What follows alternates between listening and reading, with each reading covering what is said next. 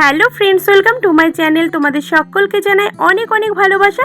তোমাদের সকলের প্রিয় আমের আচারের রেসিপি নিয়ে আমি আজকে তোমাদের সামনে চলে এসেছি।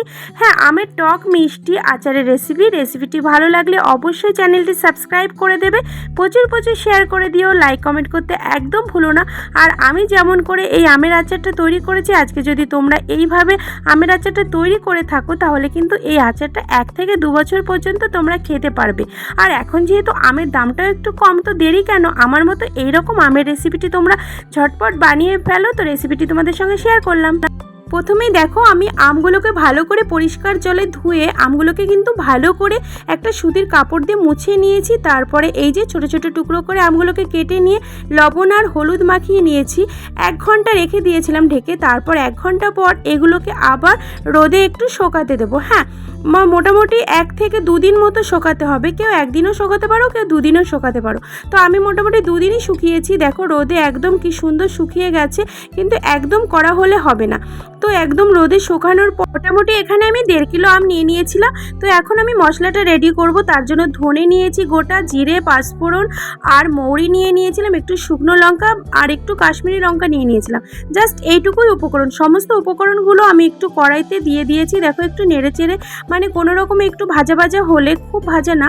তো এটাকে আমি একটু এখন পেস্ট করে নেব। তো সুন্দর করে পেস্ট করে নেব যাতে একটু গোটা গোটা থাকে। তো এইদিকে দেখো কতটা আম হয়েছে, এই যে গামলাতে ঢেলে নিয়েছি। তো সমস্ত আমগুলোর পরিমাণ মতোই তোমাদের মানে মিষ্টিটা দিতে হবে। তো দেখো আমার এখানে যেহেতু 1.5 কিলো আম আছে, তো তার জন্য 500 মতো আখের গুড় নিয়ে নিয়েছি আর 500 মতো চিনি নিয়ে নিয়েছি। যেহেতু আমটা একটু বেশি টক ছিল, তো একটু মিষ্টিটা বেশি লাগবে। আর তেল দিয়ে দিয়েছি।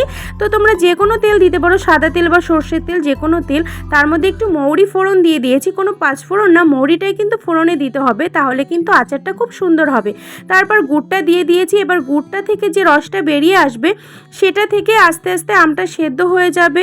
এরপর একটু একটু নাড়িয়ে নিলাম, তারপর একটু চিনি অ্যাড করে দিলাম। আর সব থেকে সিক্রেট জিনিস যেটা, এই যে দেখছো কুচনো মিষ্টিটা, হ্যাঁ এই কুচনো মিষ্টিটা তোমরা যদি আচারের মধ্যে দিয়ে দাও না, তাহলে আচারের টেস্ট কিন্তু 3 গুণ বেড়ে যাবে। তো এটা দিতে কিন্তু তোমরা একদমই ভুলবে না। যে কোনো আচারের রেসিপিতে তো যদি তোমরা কুচনো মিষ্টি দিয়ে থাকো, তাহলে কিন্তু আচারের টেস্ট খুব ভালো আসবে। তারপর যে মশলাটা আমি পেস্ট করে রেখেছিলাম, তো অর্ধেকটা আমি এর মধ্যে মিশিয়ে একদম ভালো করে নেড়ে চেড়ে নিলাম।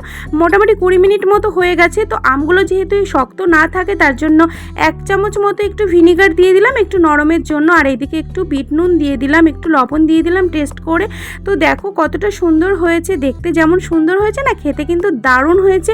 আর এটা কিন্তু আমি টেস্ট করে দেখলাম, অসাধারণ লাগছে খেতে।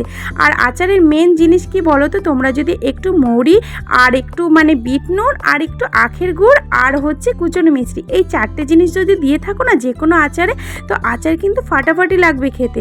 আর দেখো কতটা লোভনীয় লাগছে, মানে আমি যেহেতু ভয়েসটা এখন দিচ্ছি আর দেখে আমার জিভে জল চলে এসেছে। তো তোমাদেরও জানি জিভে জল চলে এসেছে।